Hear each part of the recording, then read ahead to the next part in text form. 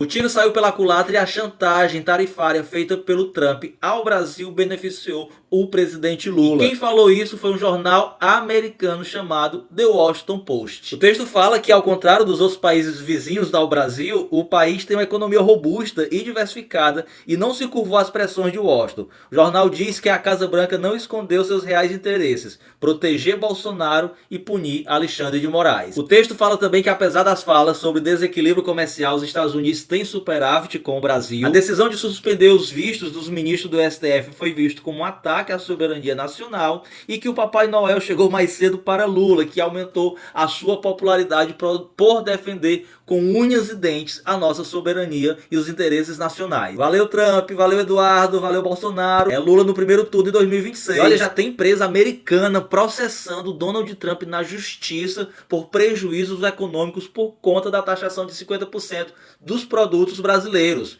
Uma empresa de suco de laranja, onde o Brasil exporta quase toda a sua produção para lá, processou o Donald Trump juntamente na Corte de Comércio Internacional dos Estados Unidos, porque, segundo essa empresa, além de ser uma decisão política e não econômica, o Trump, com essa medida, com esse tarifaço, coloca em risco a existência dessa própria empresa. Gente, choveu de comentário na postagem desse jornal The Washington Post criticando o Trump. Chamaram ele de ditador, de fraco, de ridículo, parabenizaram o Brasil, parabenizaram o Lula. Foi um negócio assim excepcional. Apesar de não ter havido nenhum tipo de resposta ou retorno positivo dos Estados Unidos, o ministro da Economia, o Fernando Haddad, disse que o Brasil seguirá tentando negociar com os Estados Unidos e que está preparando um pacote de ajuda aos setores mais afetados por conta desse tarifário. Já nos bastidores do governo não há nenhum tipo de esperança, expectativa de que o Trump queira negociar, porque o governo entende que é uma decisão não econômica, mas política, e que o Trump não vai aceitar outra coisa a não ser a rendição completa do Brasil. E isso está inegociável. O Brasil não abre mão da sua soberania. Inclusive, esse senador americano, o Lindsey Graham, ele ameaçou o Brasil e demais países dos BRICS, como a China e como a Índia,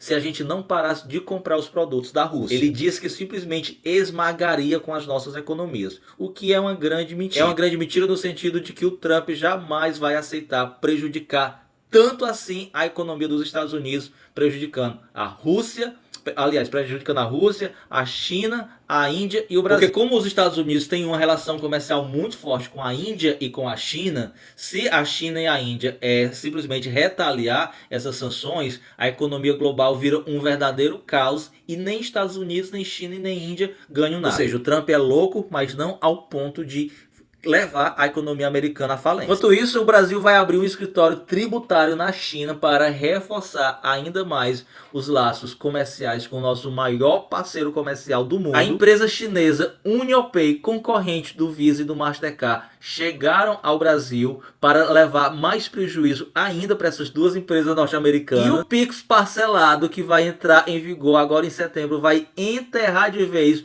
o Visa e o Mastercard aqui no Brasil, para desespero dos Estados Unidos. Falar em Estados Unidos, o escritório de advocacia que redigiu o pedido de investigação dos Estados Unidos contra o Brasil, ele é ligado às Big Techs, ou seja, tem grandes empresas por trás dessa decisão do Trump de taxar o Brasil. O presidente Lula, ele está organizando uma força-tarefa para desenvolver Sistema Nacional de Navegação por Satélite e diminuir a dependência de tecnologias estrangeiras, como é o nosso caso da dependência dos satélites e do GPS norte-americano. O Canadá manifestou interesse em fechar um acordo comercial com o Mercosul. A União Europeia viaja essa semana para a China para também tentar ampliar as suas relações comerciais, enquanto a própria União Europeia pretende agir semelhante ao Brasil. Lá eles também criaram uma lei de reciprocidade econômica igual a do Brasil e pretendem também taxar as Big Techs, igual o Brasil pretende. Aí hoje o presidente Lula se reuniu com presidentes da esquerda para tratar sobre estratégias de como responder todos esses ataques dos Estados Unidos. Estava o presidente do Uruguai, o presidente do Chile, da Espanha e da Colômbia. O presidente Lula disse que esse avanço global da extrema-direita exige medidas concretas e urgentes. Disse também que é necessário regulamentar as Big Techs e combater as desinformações. Defendeu também taxar os super ricos e nos unirmos na defesa da nossa democracia